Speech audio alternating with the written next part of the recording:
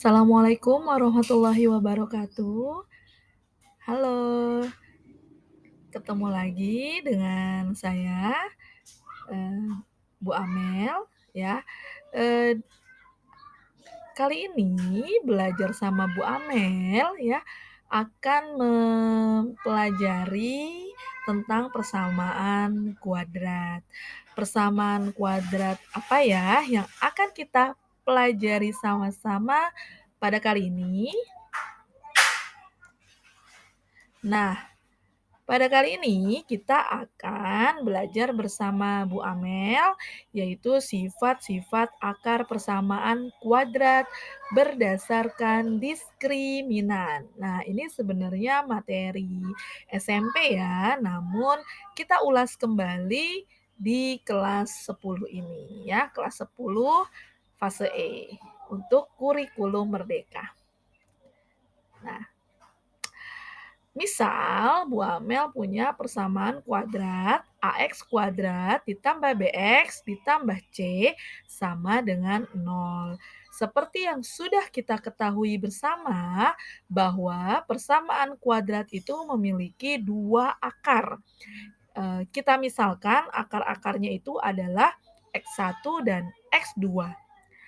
Nah, persamaan kuadrat juga memiliki diskriminan, ya, yang kita ketahui bersama dilambangkan dengan huruf D. D itu sama dengan B kuadrat dikurang 4 dikali A dikali C. Nah, kita dapat mengetahui sifat dari kedua akarnya melalui analisis dari nilai diskriminannya. Ya, kedua akar dari persamaan kuadrat itu memiliki sifat yang real dan nilainya sama ketika diskriminan dari persamaan kuadrat itu sama dengan 0. Sedangkan kedua akar persamaan kuadrat itu memiliki sifat imajiner ya, itu ketika persamaan kuadratnya memiliki diskriminan nilainya kurang dari 0. Sedangkan jika diskriminan dari persamaan kuadrat itu bernilai lebih dari 0, maka sifat kedua akarnya adalah real dan berbeda.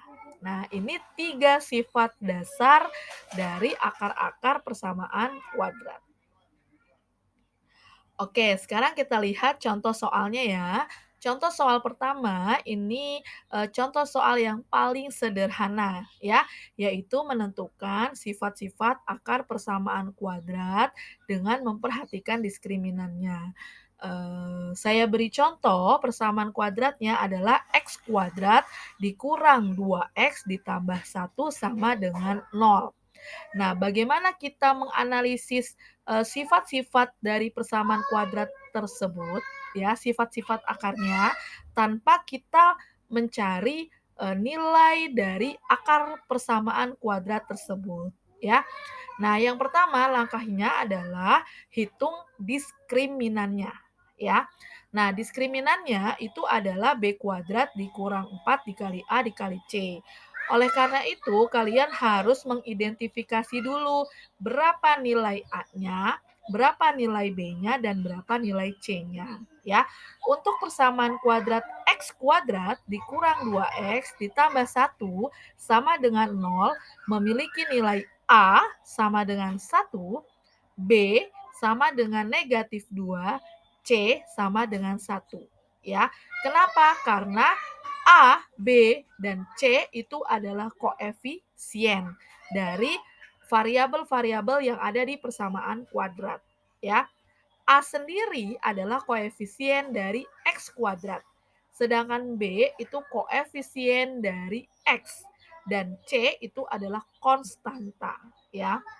Nah, sehingga setelah kita mengidentifikasi nilai A, B, C, dan berapa nilainya, maka sekarang kita hitung nilai diskriminannya. Nah, untuk persamaan kuadrat di atas, nilai diskriminannya adalah 0. Nah, sekarang kalau sudah kita ketahui bersama nilai diskriminannya, maka kita akan identifikasi sifat dari akar-akarnya.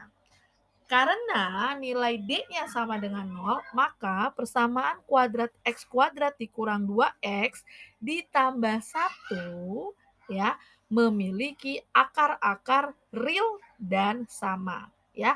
Artinya nilai X dari persamaan kuadrat X kuadrat dikurang 2X ditambah 1 nilainya itu sama antara X1 dan X2-nya.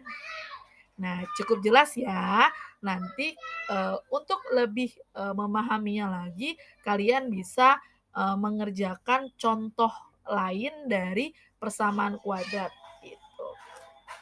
Oke, sekarang kita ke contoh kedua. Nah, contoh kedua ini adalah contoh yang sedikit berbeda ya, karena tidak lagi menentukan sifat akarnya, melainkan sifat akarnya sudah diketahui ya. Namun persamaan kuadratnya itu belum sempurna ya. Nah, contohnya adalah jika persamaan kuadrat di bawah ini mempunyai dua akar yang sama. Nah, berapakah nilai M? Nah, M di sini adalah variabel ya, variabel yang belum diketahui nilainya. Di mana M ini adalah koefisien ataupun konstanta yang ada di persamaan kuadrat. Gitu ya. Nah, kita ke pembahasan. Langkah pertamanya adalah kalian analisis dulu nih.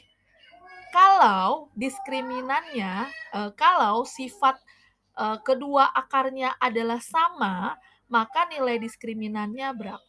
Nah, ternyata karena kedua akarnya sama, maka nilai diskriminannya adalah 0.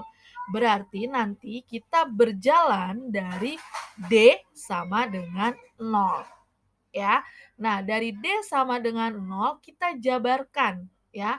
Nah, kita tahu bahwa D itu adalah B kuadrat dikurang 4 dikali A dikali C. Nah, B kuadrat dikurang 4AC untuk persamaan kuadrat di atas itu nilainya sama dengan 0. Nah, kita memasukkan nilai B, A, dan C berdasarkan persamaan kuadrat yang diketahui. Nah, jadi bentuknya adalah 2 M dikurang 2 dikuadratkan ya, dikurang 4 M ditambah 2 dikali M sama dengan 0. Nah, dari persamaan ini setelah kita memasukkan nilai A, B, dan C-nya, maka akan kita jabarkan sehingga kita memperoleh nilai M-nya berapa. Nah, ini penjabarannya. Oke. Nah, dari persamaan baris yang atas ya. Nah, di sini ada 2 dikali M dikurang 2. Nah, dikuadratkan. Nah, ini artinya adalah semua yang di dalam kurung itu kita kuadratkan. Nah, 2 kita kuadratkan, maka 2 kuadrat. M dikurang 2 dikuadratkan. Nah, jadi dua-duanya kita kuadratkan. Kenapa? Karena ini ada sifatnya ya, dikali kemudian dikuadratkan, maka masing-masing tinggal dikuadratkan saja. Oke, kemudian yang di sebelah kanannya itu ada kurang 4 kali M tambah 2 kali M. Nah, di sini di langkah selanjutnya adalah kita kalikan dulu M tambah 2-nya dengan M. Sehingga hasilnya adalah M kuadrat, ya, karena M kali M itu sama dengan M kuadrat, ya, kali pelangi, ditambah 2 kali M itu sama dengan 2M. Oke, kita ke langkah ketiga. Nah, langkah ketiga adalah sekarang kita mengkuadratkan dari langkah sebelumnya ya. 2 kuadrat itu 4. M dikurang 2 kuadrat, nah ini bisa ada 2 cara. Boleh pakai cara yang dasar, yaitu dengan membuat seperti kali ya. M kurang 2 kuadrat itu kan artinya M kurang 2 dikali M kurang 2. Nah, nanti M kurang 2 dikali M kurang 2 ini kita kalikan dengan pelangi gitu ya. Nah, sehingga diperoleh di langkah selanjutnya ya. Nah, jadi M kurang 2 dikali M kurang 2 kita kalikan dengan kali pelangi, diperoleh M kuadrat dikurang 2M dikurang 2M ditambah 4. Nah, nanti yang di dalam kurung, hasil kuadrat dari M kurang 2 akan kita kalikan dengan 4. Ya. Nah, sehingga diperoleh 4 M kuadrat dikurang 16M ditambah 16. Kenapa jadi 16? Karena yang min 2M dikurang 2M itu bisa kita hitung menjadi min 4M gitu ya. Nah, min 4M kita kalikan dengan 4. Nah, oke. Nah, kita lanjut ke langkah yang ke 1, 2, 6. Oke, kita ke langkah ke-6. Nah, kalian perhatikan di langkah ke-6 ini ada yang memiliki variabel yang sama, yaitu M kuadrat.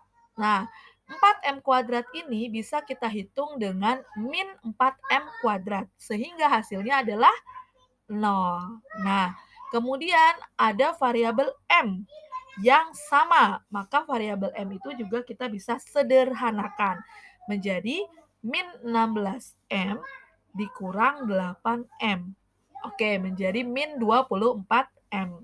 Nah, sedangkan untuk konstanta itu tidak punya teman. Jadi kita tulis ulang kembali plus 16 sama dengan 0. Nah, hasil sederhana ini sudah bisa terlihat kita bisa langsung menentukan nilai M-nya ya dengan memindahkan ruas ya.